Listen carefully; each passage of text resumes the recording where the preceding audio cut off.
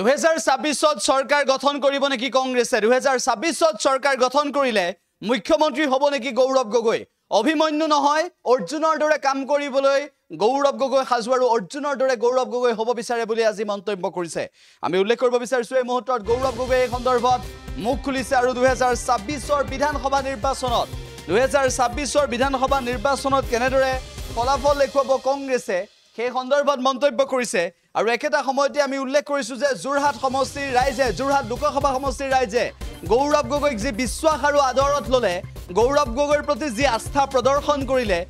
ইয়াৰ পৰৱৰ্তী সময়ত যোৰহাটৰ পৰা সাংসদ হিচাপে নিৰ্বাচিত হোৱা গৌৰৱ গগৈয়ে 2026ত অসমত কংগ্ৰেছৰ নেতৃত্বত সৰকাৰ গঠন কৰি বিজেপিক পৰাভূত কৰি অৰ্জুনৰ দৰে নিৰ্বাচনত যুঁজ দি কেনেদৰে বুথ আৰু পঞ্চায়ত পৰ্যায়ত কংগ্ৰেছক এতিয়াৰ পৰা শক্তিশালী কৰিব পাৰে তাৰ বাবে নামি পৰিছে গৌৰৱ গগৈ উল্লেখ হৈছে যোৰহাট সমষ্টিৰ ৰাইজে বিজেপিৰ চক্ৰবিহু ভাঙি দিলে গৌৰৱ গগৈ পদবী নিবিচাৰে অৰ্জুনৰ দৰে হ'ব বিচাৰে কংগ্ৰেছৰ প্ৰতিগৰাকী কৰ্মী অৰ্জুনৰ দৰে হৈ কাম কৰিব এই সন্দৰ্ভত গৌৰৱ গগৈয়ে মুখ খুলিছে ইয়াৰ সমান্তৰালভাৱে উল্লেখ কৰিব বিচাৰিছো যে গৌৰৱ গগৈ আন কেইবাটাও বক্তব্য দিছে এই সন্দৰ্ভত শেহতীয়াভাৱে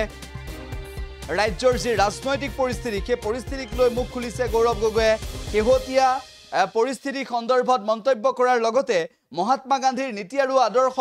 বৰ্তমান ৰাজনীতিত কিমান চলি আছে সেই সন্দৰ্ভতো মুখ খুলিছে কিন্তু লক্ষণীয় বিষয়টো হৈছে যে অৰ্জুনৰ দৰে কেনেদৰে কাম কৰি 2026ত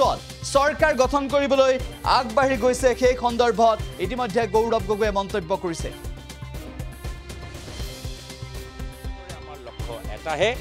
আহা বিধানসভা নিৰ্বাচনত মই নিজৰ বুথ নিজৰ সমষ্টি জিকাব লাগিব মই যি কথা প্ৰথম দিনে কৈছিলোঁ আজিও একে কথা মোক মাত্ৰ সময় দিয়ক মই দলৰ পৰা এটাহে চাওক যোৱা লোকসভা নিৰ্বাচনত মই অভিমন্যুৰ পৰা প্ৰেৰণা পাইছিলোঁ আৰু কৈছিলোঁ যে অভিমন্যুৰ দৰে আমি চক্ৰব্যূহত সোমাম কিন্তু যোৰহাট লোকসভা নিৰ্বাচনত ৰাইজে আমাক সহায় কৰি এই চক্ৰব্যূহটো ভংগ কৰিব এতিয়া মই অনুৰোধ জনাইছোঁ যে কংগ্ৰেছ দলৰ প্ৰত্যেকজন সৈনিক নিজকে এজন অৰ্জুন দৰে ব্যৱহাৰ কৰিব লাগিব আৰু অৰ্জুনৰ দৰে আমি সকলোৱে নিজৰ বুথ নিজৰ পঞ্চায়ত আৰু নিজৰ বিধানসভা সমষ্টিৰ দায়িত্ব ল'ব লাগিব মই অনুৰোধ জনাইছোঁ যে আমি সকলোৱে অৰ্জুনৰ দৰে নিজৰকে ভাবিব লাগিব নিজৰ সমষ্টি নিজৰ গাঁও নিজৰ বুথৰ দায়িত্ব দিব লাগিব আৰু যদি আমি অৰ্জুনৰ দৰে সফলতা লাভ কৰোঁ নিজৰ সমষ্টি আমি জিকাব পাৰোঁ নিজৰ বুথ আমি জিকাব পাৰোঁ তেতিয়াহে গৈ আমি ৰাইজক সেৱা কৰিবলৈ এটা চৰকাৰ গঠন কৰিব পাৰিম আৰু তাৰ পিছত দলীয় নীতি নিয়ম যি থাকে নেতৃত্বৰ ক্ষেত্ৰত সেইটো আমাৰ দলৰ নেতৃত্ব নিৰ্ধাৰিত কৰিব কিন্তু এই 1.5 বছৰত আমি প্ৰত্যেকজনে মহাত্মা গান্ধীৰ সৈনিক আৰু অৰ্জুনৰ দৰে আমাৰ লক্ষ্য এটাহে আহা বিধানসভা নিৰ্বাচনত মই নিজৰ বুথ নিজৰ সমষ্টি জিকাব লাগিব মই যি কথা প্ৰথম দিনে কৈছিলোঁ আজিও একে কথা মোক মাত্ৰ সময় দিয়ক মই দলৰ পৰা এটাহে বিচাৰিছোঁ মই বিচাৰিছোঁ সময় মোক কোনো পদবী নালাগে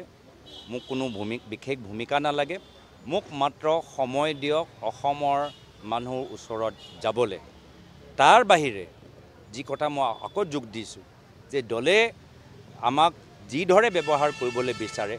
আমি সকলোৱে নিজৰ নিজৰ সমষ্টিত নিজৰ নিজৰ লোকসভা সমষ্টিত নিজৰ নিজৰ বিধানসভা সমষ্টিত নিজৰ নিজৰ মণ্ডলত নিজৰ নিজৰ বুথত আমি তেনেদৰে দলৰ নিৰ্দেশ মতে আমি কাম যিকোনো খবৰৰ বাবে যোগাযোগ কৰক 7099017330 অথবা 7099017390 নম্বৰত যিকোনো